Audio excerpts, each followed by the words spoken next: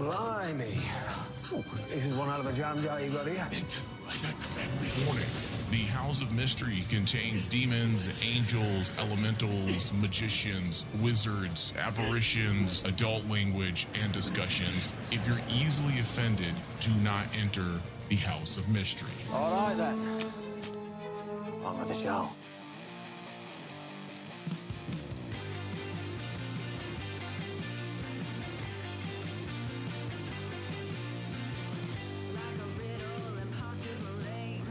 All right, hello, welcome everyone to the House of Mystery. This is the John Constantine and Friends podcast. I'm your host, Michael, and curator of the House of Mystery, and the demon bisexual butler who cleans up after me and my guest is here as well. Hello, David. Hello, everybody. Okay, so are you ready, David, to get into some interesting material? Not perfect material, but interesting material. Yeah, we just don't want to, unleash too many evils on the world, bringing in the lurker from the threshold. That's such a perverted name. That sounds like a Lurker from the threshold. It sounds like a cuckold.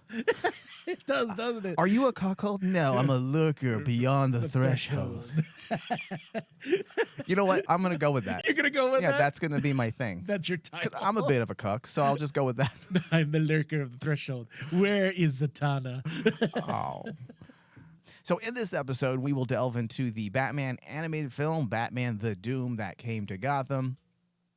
I know it seems like an odd choice for us, precisely because of all the perceived anti-Batman jokes we make on this show. Yes. But as I always say, I like Batman quite a bit. I just think, as a character, DC continually, due to monetary reasons, grossly overuses the character's origins and overestimates its value as a reliable writing device, oftentimes. Well, this is also, for me, this is delving into the part where I love Batman, which is the Elseworld titles. Elseworld titles are like the perfect haven in comic books for really well-thought, different and unique Batman titles. And the Doom That Came to Gotham, when this came out, a lot of people were, when it first came out in comic book form, a lot of people were making a big deal about it because it was being marketed as like a spiritual sequel to Gotham by Gaslight, which is one of my top 5 favorite comics of all time. And it's also because it's done by a very good friend of mine that passed away recently, Brian Augustine, who was the writer of Gotham by Gaslight, and also his artist partner, Mike Mignola, who does Hellboy. And Mignola, when he came back to Batman in an Elseworld style, he came up with this story that was the Doom that came to Gotham, which was almost everyone was like saying it's a spiritual sequel to Gotham by Gaslight. It's just Mignola. Instead of Gotham by Gaslight, where it was Batman versus Jack the Ripper, and it was told in like a Victorian storytelling. This was Mignola tapping into his Cthulhu love, his love of basically Lovecraft, and taking that visuals that was very loved in Gotham by Gaslight, bringing it over and saying, I'm going to do a Lovecraft story. Yeah. And he did. And the comic was very well received. Well, and that's the reason why, we are delving into this particular movie, because yes, David, there are things that we have problems with when it comes to the typical Batman mythos, right? There's a lot of overused tropes continually, whereas with these particular Elseworld titles, there seems to be a little bit more room to stretch, creatively speaking, your legs a bit. Yeah. And even though, you have this character's origin story being used as a writing device continually, for example, as it pertains to his origin story, how many times must we hearken back to the death of Bruce's parents? Yeah. Obviously, there's a certain degree that you must when adhering to the core characterizations of a hero. And this very thought, Dave, finds itself at the foundation of yet another Batman movie. This one specifically, Batman the Doom That Came to Gotham. The difference, though, with this film is that they use it in a way that situates Batman outside of secular materialism, whereby his origins are parallel or possibly adjacent to a distinct and unique form of cosmic pessimism as defined by, as you mentioned, the late H.P. Lovecraft. Yes. And that's why, David, ultimately, we decided to discuss this movie. It was the way by which the original writers of the source material chose to interweave the Lovecraftian cosmology with Batman mythos. Yeah. Where they leaned heavily on the more supernatural elements of Batman's universe by the inclusion of characters like Ra's al Ghul or Ra's al Ghul and everyone's favorite demon. Well, my favorite demon, Etrigan. Yeah. And the inclusion of such a character like Etrigan is in large part key in understanding much of the philosophical undercurrents that form the teleological determinism that instigates the progression of the actual plot in the movie. Yeah. And we're going to talk a lot more about this in a moment because this was an interesting component, probably the most interesting component that was used to contrast the meaningless indifference of the universe that makes up much of Lovecraft's writings. Yeah, because that is the one core concept of any Lovecraft humor that I think real Lovecraft writers that try to do a Lovecraft story, they get it all the time, which is at the end of the day, your existence is meaningless compared to the gods, the elder gods, Cthulhu, all those, Sogoth, they don't care about humanity. Humanity is insignificant. Their existence is insignificant. It's just a bunch of chaos in the end. Right. And a lot of those creatures that Lovecraft made, in fact, I'd say all of them, those characters that are these elder gods were simply a metaphor for how unknowable the universe is. That's what they were. They were a metaphor for our insignificance. That when we compare ourselves to the actual universe, we are so small and we are nothing. It's the unknowable and the uncontrollable. Yeah. Because you can't stop the signal, Mel. The signal. You can't you can't stop a Lovecraft villain or monster. You can only prolong the inevitable. That's the overall gist and tension you have in a Lovecraft story is it's a march to the inevitable. Pretty much, yeah. And you can't stop. And I agree with you, though. It would in the doom that comes to Gotham, putting that in parallel to Batman's nature, where it's he's willing to basically accept his destiny to become Batman. Bruce is willing to accept that because of this unhuman drive he has inside of him, this need to delve out justice dressed up as a bat. But well, see, that's another thing. They actually made that whole thing make more sense. But they did it in such a very Lovecraft way, where it delved into kind of that horror element that basically this is the sacrifice he has to truly make. Yeah, it's interesting because they took a lot of different things.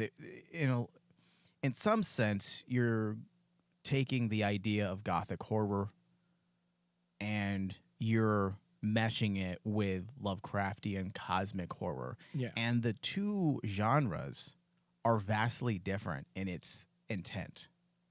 So when you put those elements together, it creates quite the friction. And they actually made that friction manifest. They embodied that friction through the very final confrontation that we find ourselves viewing at the end of the movie. But Dave, before we get into all of that, give me your initial thoughts. You seem pretty excitable, but what were your initial thoughts on the movie? Here's the funny part. I was really excited about this because I originally read The Doom That Came to Gotham comic book wise, and I loved it. I loved the story that they told, and I thought Mike Mignola did a fantastic job doing a Lovecraft story in the vein of a comic book. So when the first trailer came out, I was really excited. I'm like, okay, we're gonna finally get Yeah. to see this. But then little hesitations started coming in because, as DC Animated started releasing more and more of their movies and adaptations of a lot of their stories, a overall criticism of DC Animated right now is they will take some of their most beloved stories, adapt them, and not really stick the landing on them. Of late. Yeah, Of because late. It's been like that for what, maybe 5 years now? 5 years now. Because before that, prior to that 5-year mark, they were on the top of their game. Oh, yeah, they were when on it the came to top. animation. And like, I think it's all started with the death of Superman when they came out with that one, and everyone was like going, you guys were on a roll, and then that came out, and then that kind of fell flat. Gotham by Gaslight came out, kind of fell flat. It was missing something. They get their core it's like DC Animated now looks at the story that they're going to adapt, and they try to stick the theme. That's it.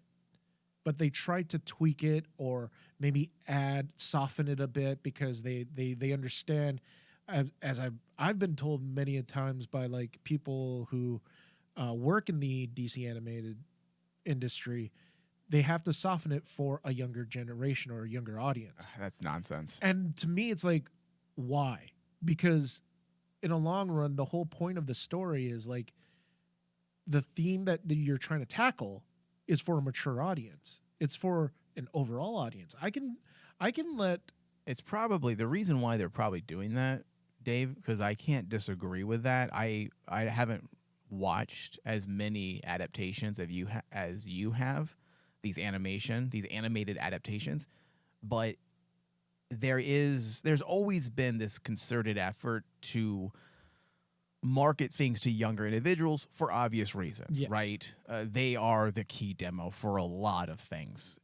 And when you slap a rated R on a movie or a mature warning, oftentimes children, younger people, won't find themselves viewing it for whatever reason. Yeah.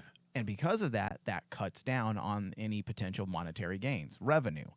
So you see them trying to soften things up. So there is method to the ridiculous madness. Oh yeah. However, it doesn't always make for great stories. Exactly. It kind of changes the story. And if you're going to change the story, then you're taking away the soul of the narrative. And that's what happens with. Has there ever been let's say a rated R book, let's say, very mature? Has there ever been an adaptation that was PG-13 that came close to even feeling authentic?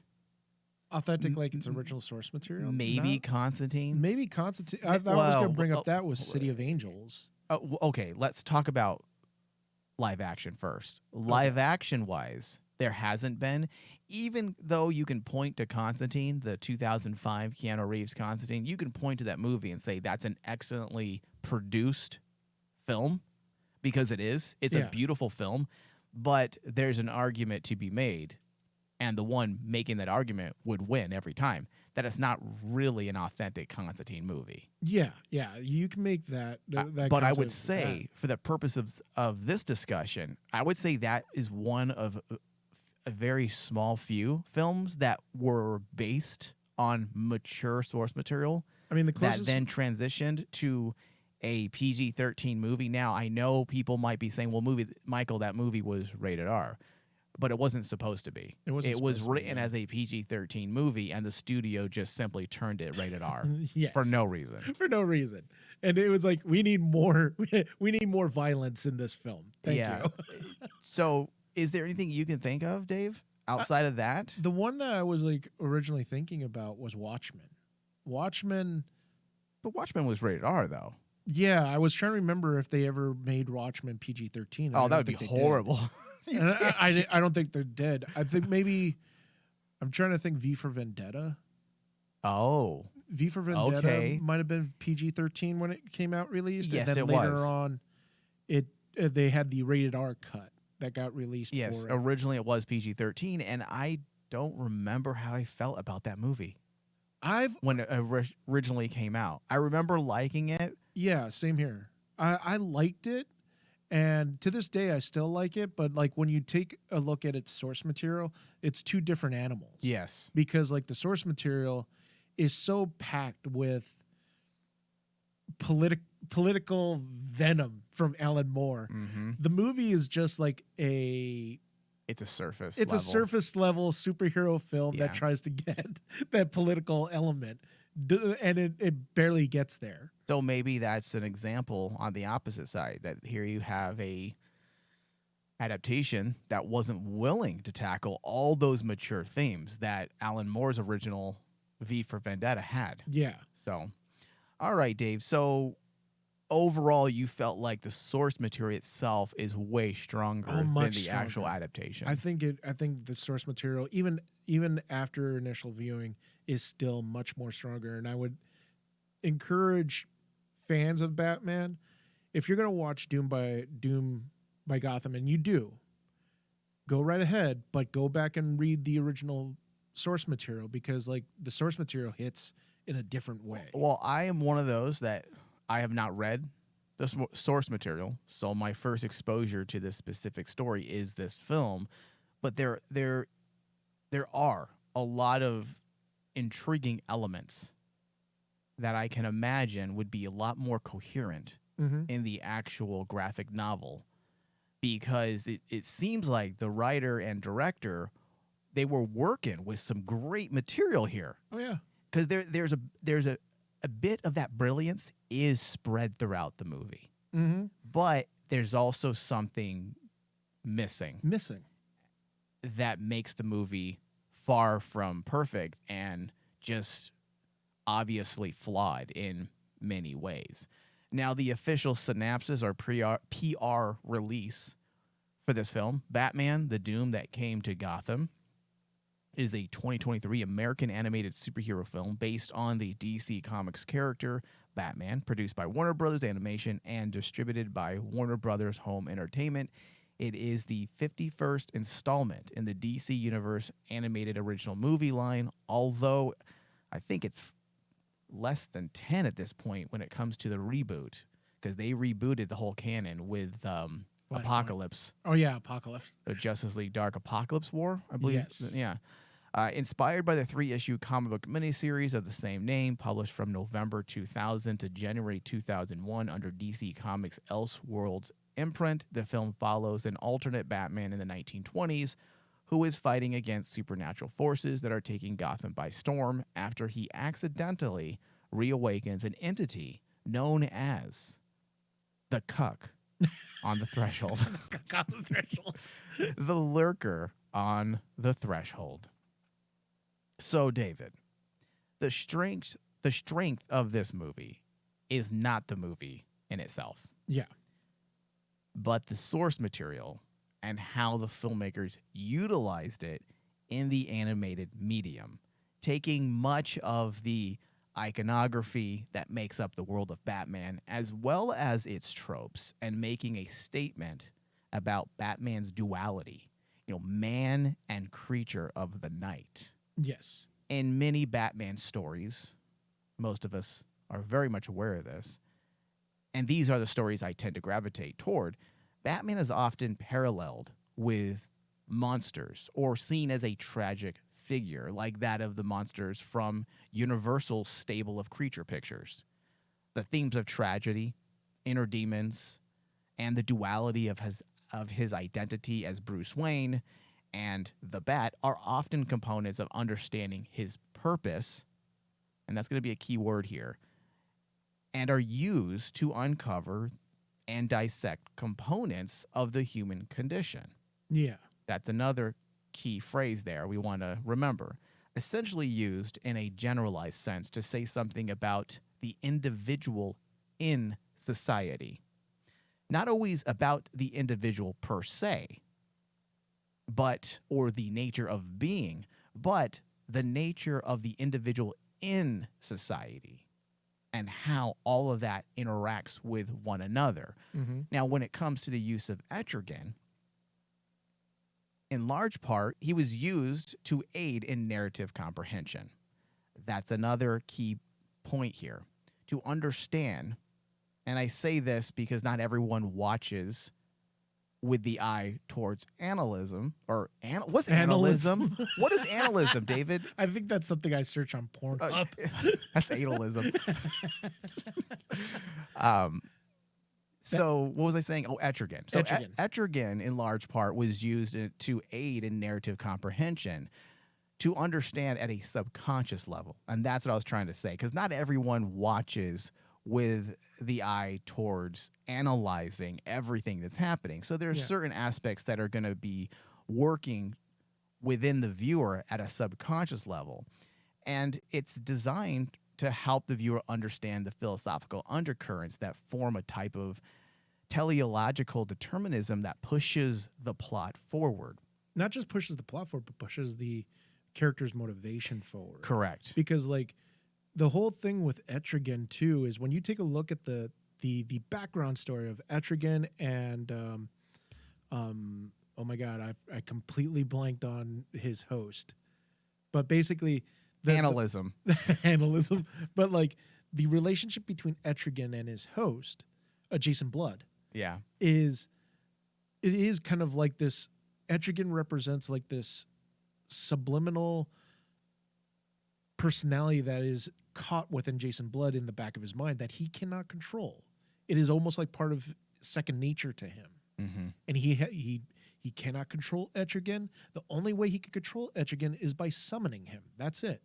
But once Etrigan's in play, Jason Blood has no control over him.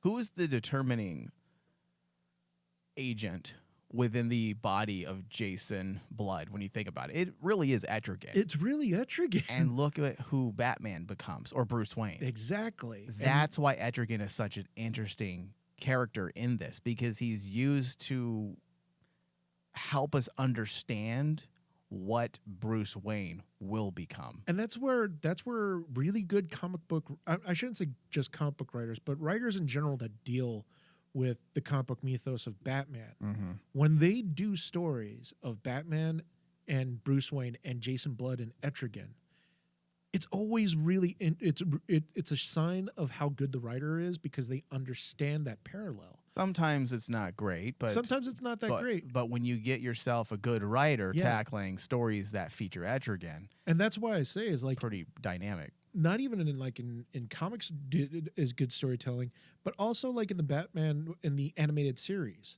when they did stories of Etrigan and Jason Blood meeting Bruce Wayne Batman, they would put little things that basically show the parallel that Jason Blood is just like Bruce Wayne and Etrigan is just like his alter ego. They're two separate people. Yeah. At the end of the day, like Bruce Wayne is not Bruce Wayne is it goes with that story element that Bruce Wayne is just the mask of Batman, or Batman is just the mask of Bruce Wayne, and neither are the same person. And that when in Doom Comes to Gotham plays so well by Mike Mignola in the original source material, because he puts that question out there about like how Jason Blood is like, he lives with the fact that Etrigan's inside of him. That sounds very sexual. It does. But Bruce almost is during the story is kind of like at this crossroads. Am I truly willing to become Batman to seek out justice? Yeah.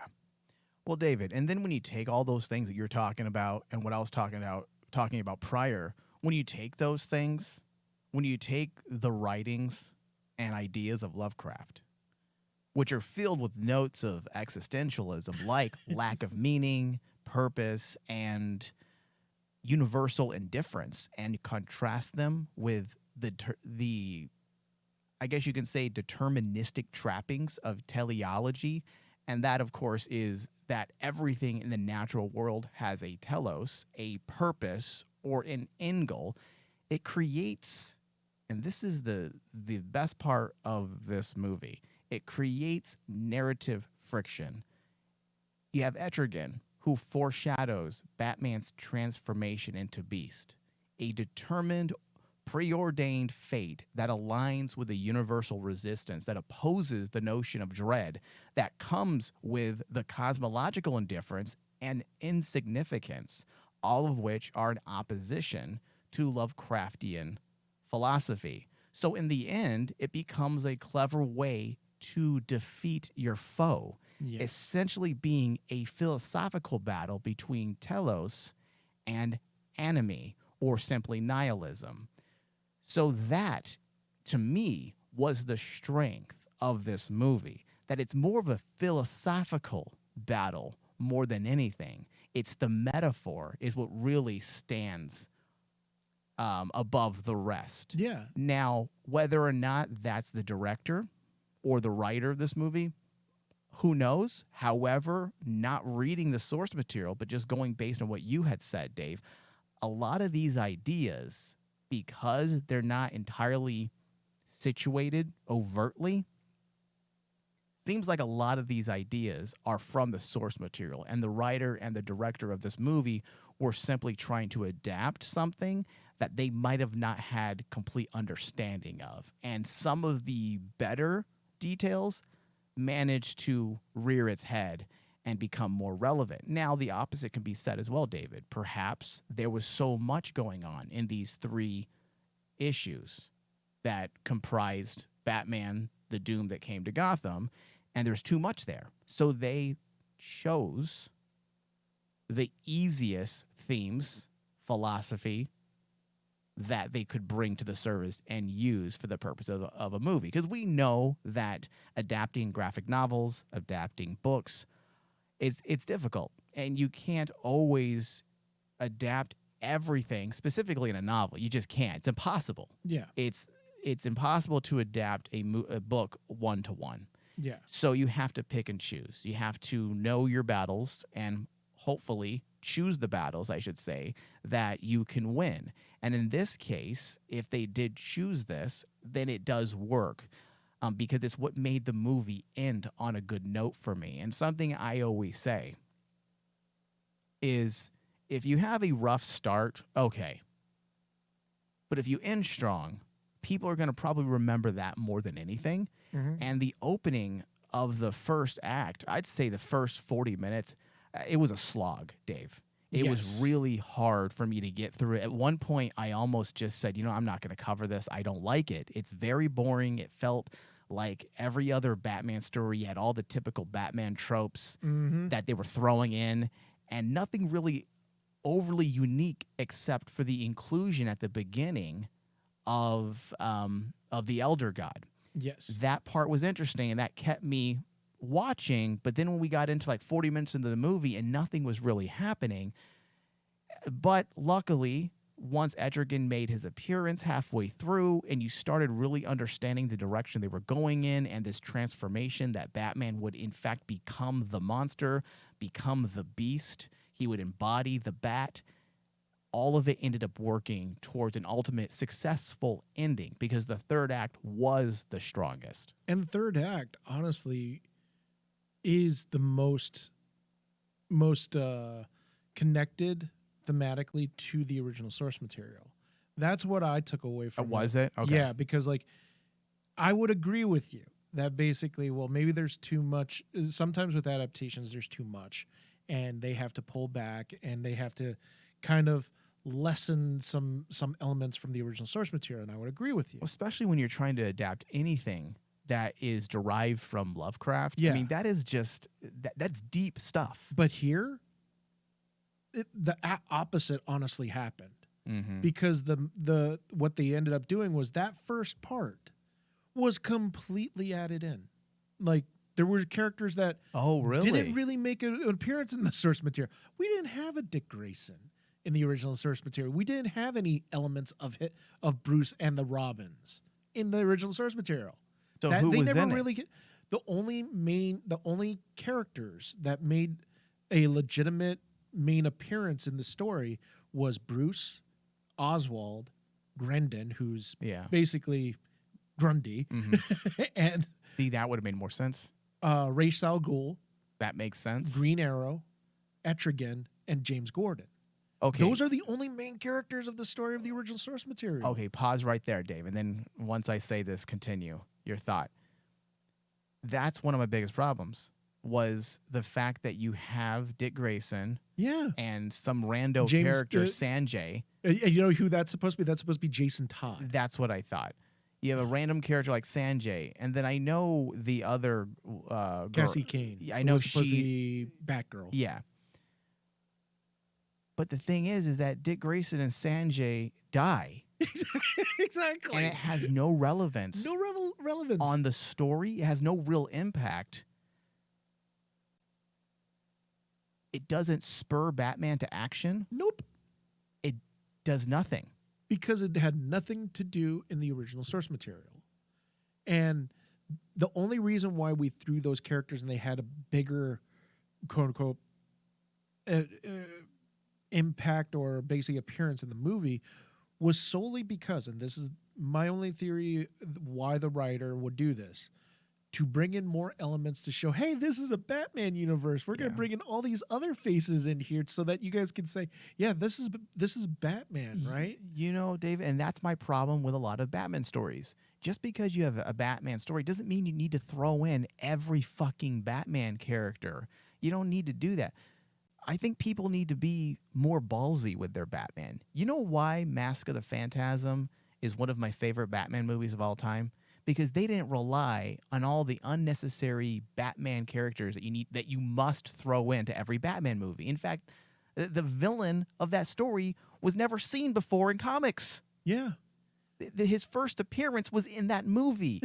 And that movie to this day is one of the highest reviewed Batman films. Yeah.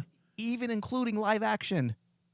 And that's Sometimes you just got to go unique and original. go unique and go original, especially since the original source material by Mike Mignola was originally based on a Lovecraft story. See, David, that makes makes me more frustrated now that you say that Dick Grayson wasn't even in the comic. Yeah, because like the whole emphasis of the story was more Lovecraft and Cthulhu than Batman.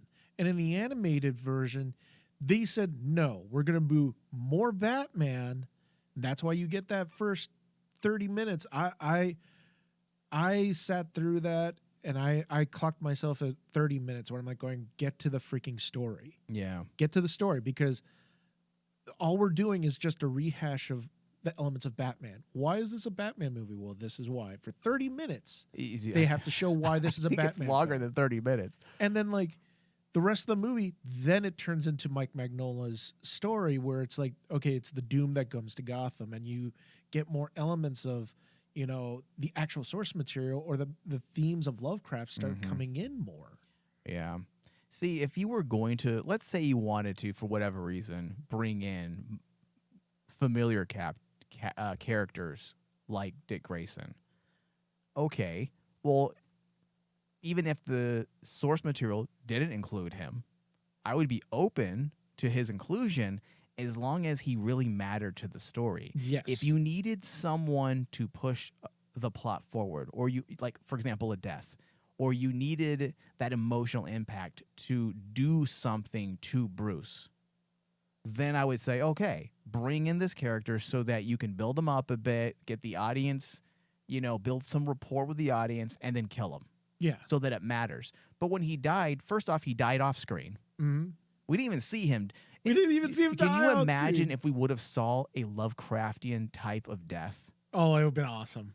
But all the deaths happened off screen until the ending when the movie got better. So Sanjay died off screen. Yes. Dick Grayson died off screen. Imagine if both of those characters would have died on screen and Batman witnessed the horrific Lovecraftian style death of these two boys that he cared for. Yeah. That would have been the emotional impact. But the thing is you had the source material, correct me if I'm wrong here, Dave, where the real motivation for Bruce is the flipping or the subversion of Batman's origin story, where Thomas Wayne was in league with some occult practices. And Am I correct? in the movie, yes. No, in the source material, that's not the case. No. So nothing was similar. See, to me, that's the reason why those deaths didn't matter, though. So do you let's want to know what his motivation was in the source material? go ahead. The motivation for Bruce in the source material was to study the criminal mind. So he was supposed to actually investigate the disappearance of the expedition that Oswald Cobblepot led. Okay. That was his motivation. Basically, What the about drive personal to, motivation? Was there any personal motivation? There was, but the overall crux of it was like his drive to understand the criminal mind, and the reason why he's willing to become the Batman. So it was a true detective story. It was a detective story. Okay, because this wasn't. This was not a detective story. Yeah. And that's why I was like going, if you look at the movie, it only really gets really interesting when they actually introduce the whole expedition thing, and then Bruce has to figure out about Oswald and stuff, all of that.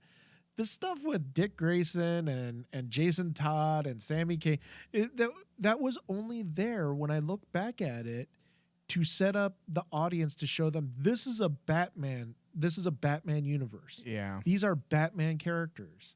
See, because that's a little disappointing, because the thing that I thought was the most interesting part about this movie was the,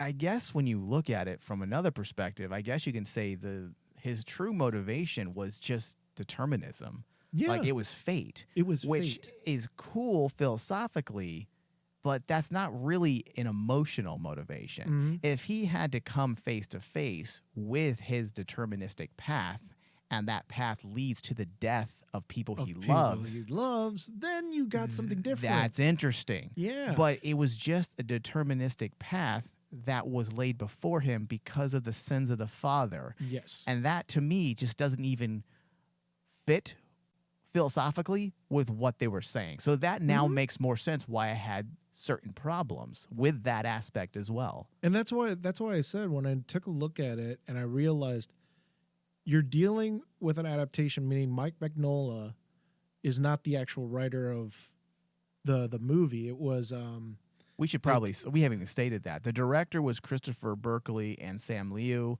and the writing credits was Jace Ricci. Jace Ricci. And Jace Ricci is not Mike Mignola. Mike Mignola is infamous, and what made David, Doom to come to Gotham. Do you know who Jace Ricci is known for? You know what he's known for writing? Not quite. Rapunzel's Tangled Adventure. Okay.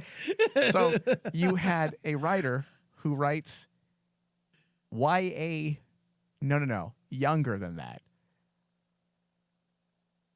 Children's programming for the age ranges of 3 to 8. Writing a Lovecraftian adaptation of Batman. Not only that's that, the problem right fucking there. Having to come and do an adaptation of another writer who's infamous for writing darker horror comics like Hellboy.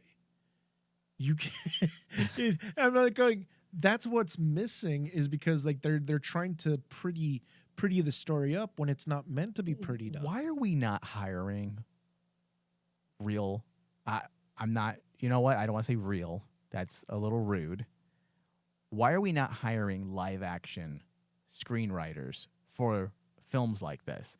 Instead, you hire the guy that did Teenage Mutant Ninja Turtles, the TV series, Robot and Monsters TV series, Tangled, Before Ever After, Tangled Shortcuts, Pin Zero, Part-Time Hero, Rapunzel's Tangled Adventure, The Ghost and Molly McGee, Tom and Jerry, Snowman's Land, and then Batman, the Doom that came to Gotham. Something doesn't seem right here.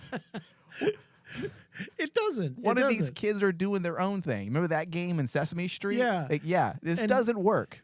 I would talk about forcing the circle in the square. I'm not saying Jace Ricci is a bad writer by any means. I mean, but this isn't his genre. This isn't his genre. That's the ultimate thing here. Is like you picked the wrong writer to do this adaptation.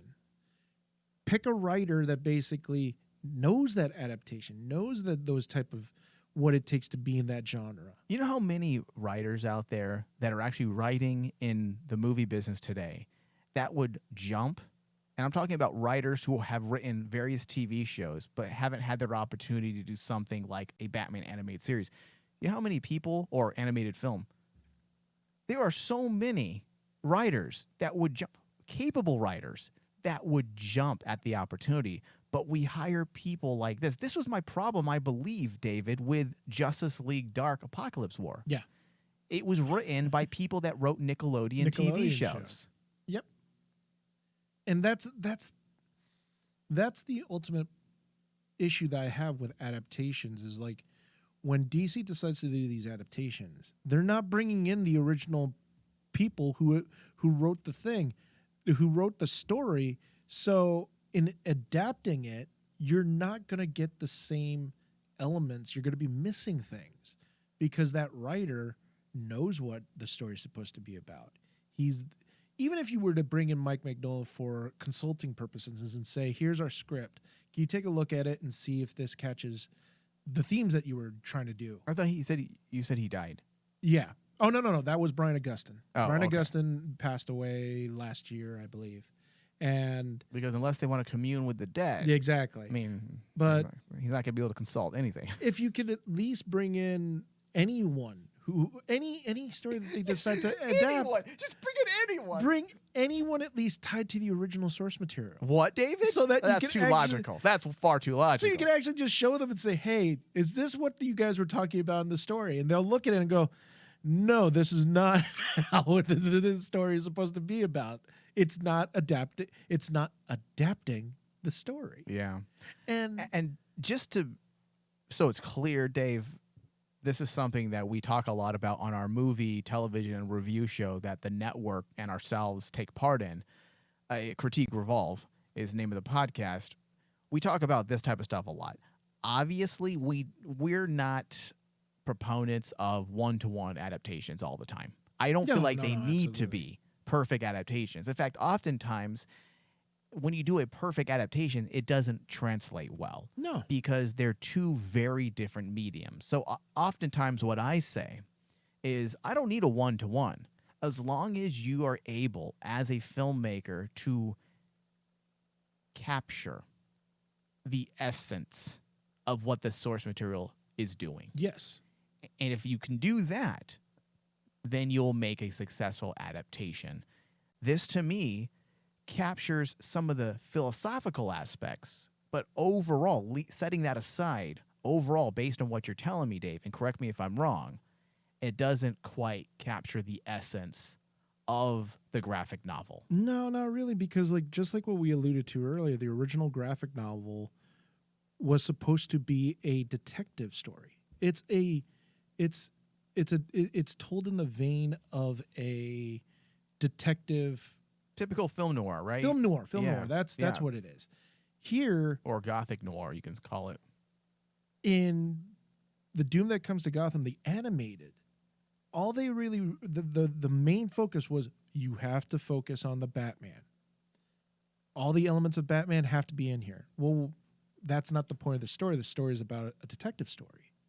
No. This is a Batman story. It's not a detective story. It's a Batman story. So you got to throw in elements, more characters. I want more characters that tie to show the audience that this is Batman. Otherwise, they're not going to get it. I think what I will do, David, is I will read the graphic novel and then we'll do a follow-up discussion for Patreon. And we'll post it under our Oblivion Bar discussion on Patreon, which is, if people are interested in subscribing to that mini podcast, it's $1 a month. It's really cheap, and it actually helps us continue to put out content. So, yeah, David, I'll read the graphic novel, and we'll just do our initial reactions on it. We won't do an in-depth analysis unless I fall in love completely with the graphic novel. Then I'm just going to have to. But I will read it, and then we'll do a reaction of sorts for Patreon subscribers.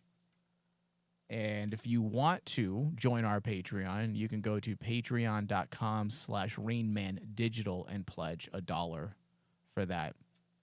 Okay, David, outside of all of that stuff, the voice cast I thought was pretty strong. There was actually several notable names.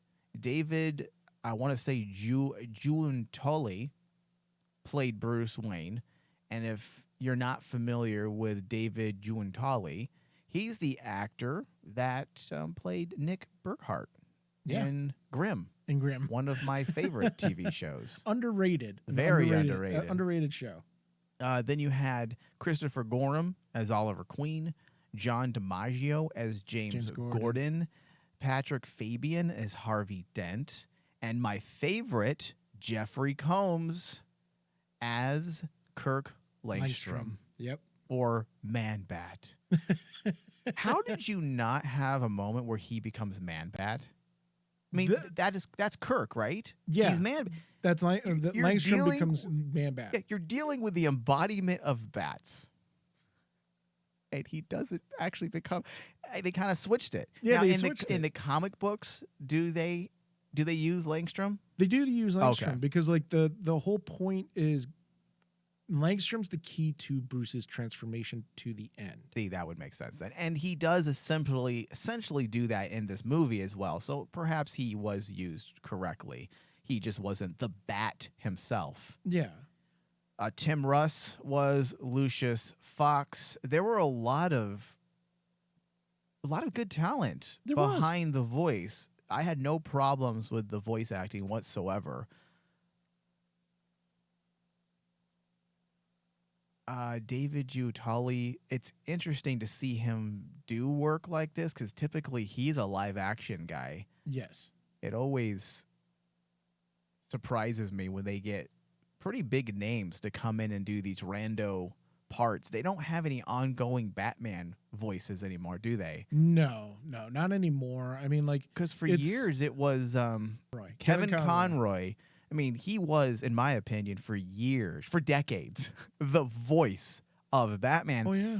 And now they seem to just hire big actors. Yeah, or random actors just for every movie. I kind of liked having the consistency of Conroy. Well, the even the funnier part is like now you're seeing actors that they've used in the DC universe, like David. I hope I say his name right. Datchelman. Mm-hmm. He's been in a lot of DC products already. He was Polka Dot Man in Suicide Squad. Yeah, and then on top of that, he was in Dark Knight. He played I think a side character in the original Dark Knight film. Yeah, and I'm like going here. They used him as Grendon or Grundy, which I thought was hilarious, but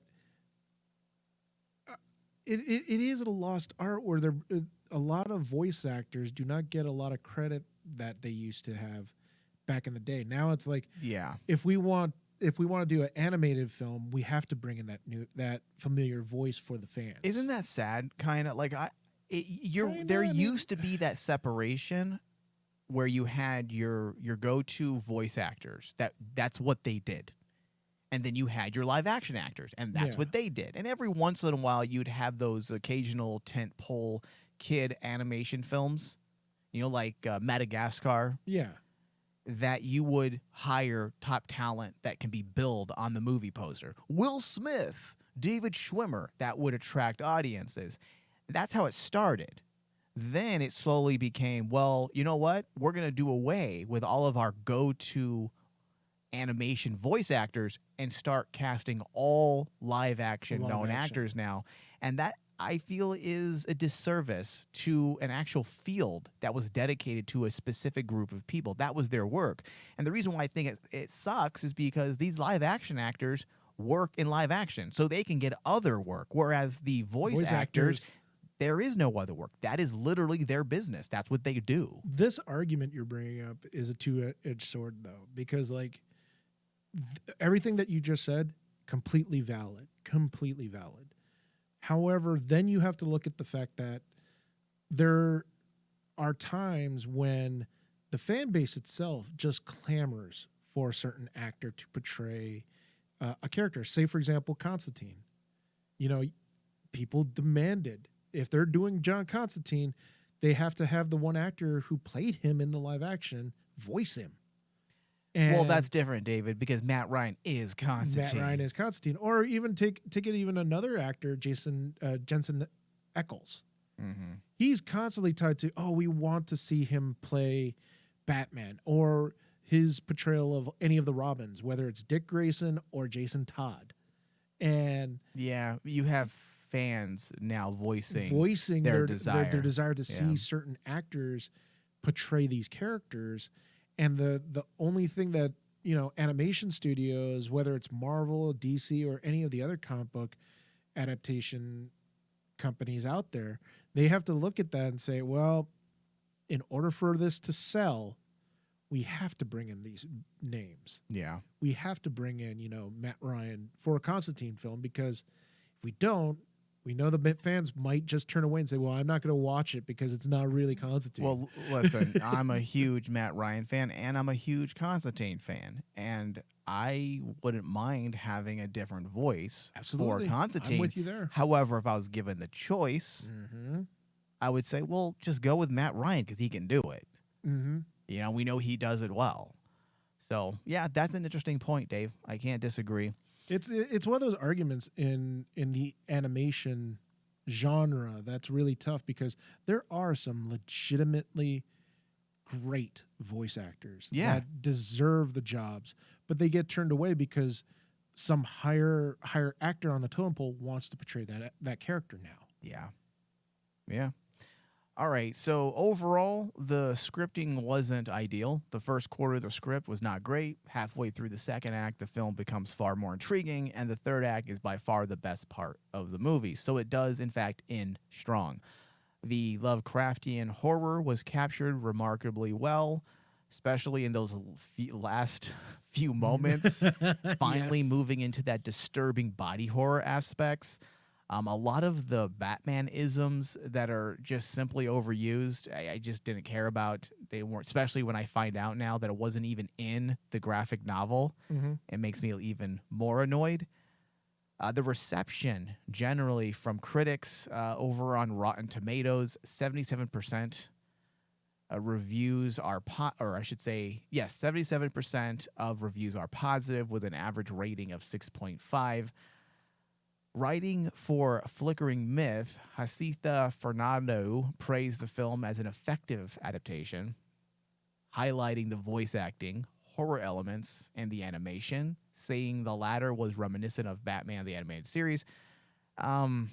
Just because it has a similar old world aesthetic doesn't mean it's reminiscent. Yeah, I definitely think... Dude, the Batman animated series is beautiful animation. Is by far one of the best pieces of animation in film history. I'm just going to say it. Oh, yeah, Mask of the Phantasm. Look at Mask of the Phantasm. The series as well as the film. And the other one, the second film. You can't... Come on. You can't compare it to that. You just can't. Reviewer Jackson Lucan similarly praised the film as an effective adaptation of its unique Lovecraftian elements. That I would agree, it is effective in adapting Lovecraftian elements. But that's the reason why I started our discussion speaking about the strength of the movie, and it's the philosophical intent. It's the contrasting of determinism versus insignificance and no purpose. That is where the strength is. And that's not necessarily being done by the movie director or the writer if they were just taking some of those aspects from the source material. Yeah. So I would have to give this movie, I'm going to break it apart here. I'm going to break it up. So if I were to break this down and review this solely on scripting and directing, it would probably be like a 60%. But because of the nature of how they captured the Lovecraftian aspects and everything that had gone through, I'd say it's more like a 67. I'm close there with you. I have this as a 71. Like, it doesn't fail. But that's the big thing that, if you notice, a lot of reviewers, the one word that I've always heard, not just those two, but a lot of other people, even like in in fan forums, they constantly say, "What was effective? It was effective." Essentially, you're saying it was okay. It was average, and and that in itself should tell us that basically just because an adaptation is effective, not necessarily does it do the original source material justice. Yeah. And that's where I totally just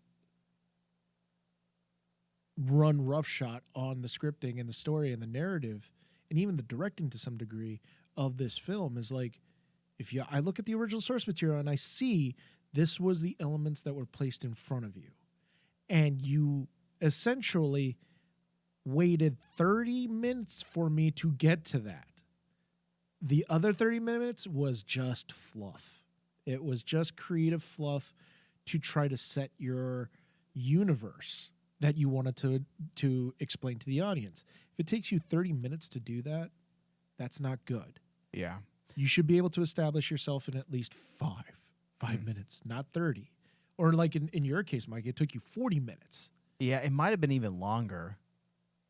I think it was when Dick Grayson died is when I'm like, okay, this is getting a little more interesting. Not because of Dick Grayson's death, but just because I felt like I was finally invested. Yeah.